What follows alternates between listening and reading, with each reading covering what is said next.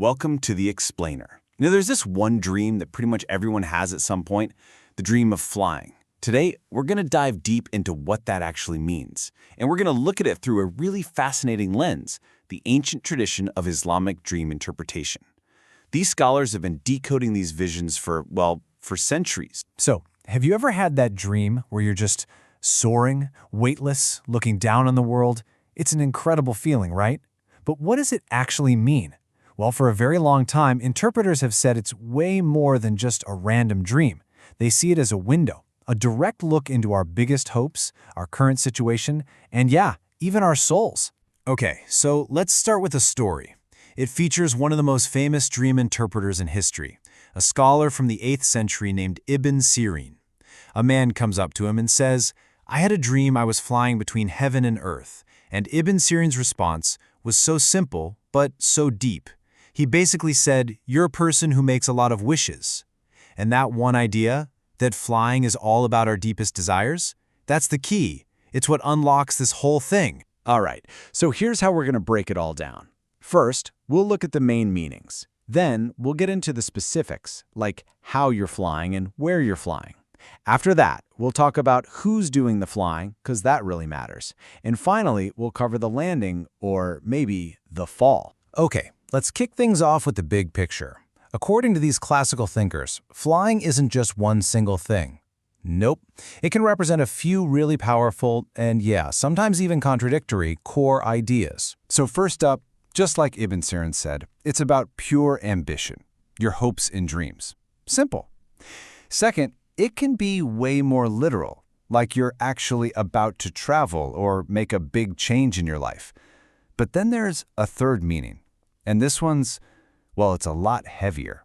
For someone who's already sick, dreaming of flight can be a really serious sign, almost like the soul is getting ready to leave the body. But hold on, how do you know which of those meanings is the right one for your dream?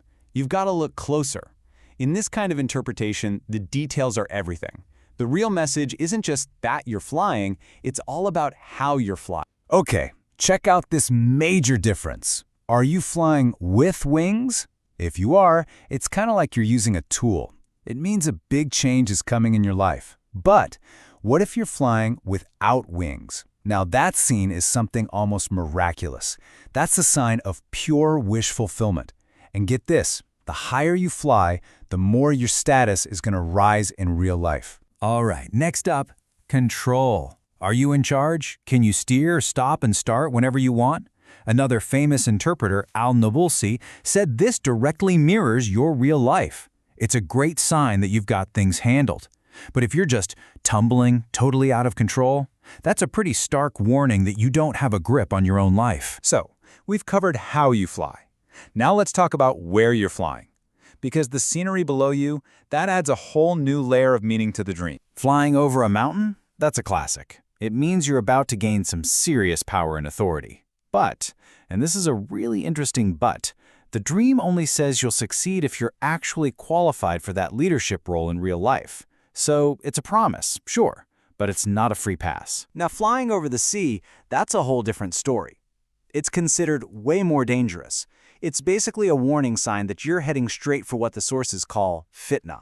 We're talking social chaos, major temptations, and trials that could really mess things up for you. And what about flying over houses, over a town, or a city? This is where the dream stops being just about you and becomes about the bigger picture.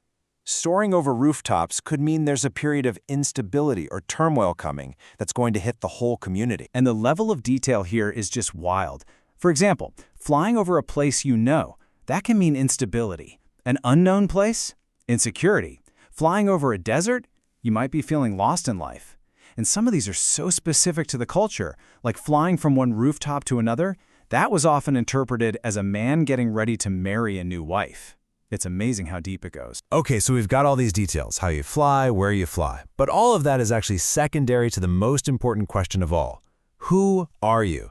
Because a dream is never just a dream on its own. Your life, your situation, that's the ultimate filter for what it all means. And this is where it gets really personal. I mean, the exact same dream can mean completely different things for different people. If you're rich, flying might just mean, hey, you travel a lot. But for a poor person, It could mean their biggest dreams are about to come true. For a prisoner, it means freedom is near. For someone who's strayed from the path, it's a warning. You see? The dream stays the same, but the person dreaming, they're what changes the meaning. All right, but what goes up usually comes down, right? So what happens when that amazing flight ends? Let's get into the final piece of this puzzle, the fall. So the fall, it's basically the opposite of the wish fulfillment we saw with flying. Think of it as a metaphor for having big ambitions but no real plan. You know, wanting something badly but not doing the hard work to get there. It's a dream about getting ahead of yourself. And, you guessed it, the details matter here too. Falling into water could symbolize falling into temptation. Falling into mud, maybe you're losing sight of your principles. But, and I love this part, there's a hopeful twist. If you fall, but then you manage to start flying again in the same dream, that's seen as an amazing sign. It means you're the kind of person who actually learns from your mistakes. So we've looked at all these incredible layers, from how you fly to where you fly to who you are. So what's the big takeaway for us right now? Look, whether you're fully on board with this ancient system or not, you got to admit, it makes you think. It pushes us to ask a really powerful question. If our dreams really are a mirror to what's going on inside us, what are your dreams of flying and of falling, trying to tell you about what you want most and what you're most afraid of?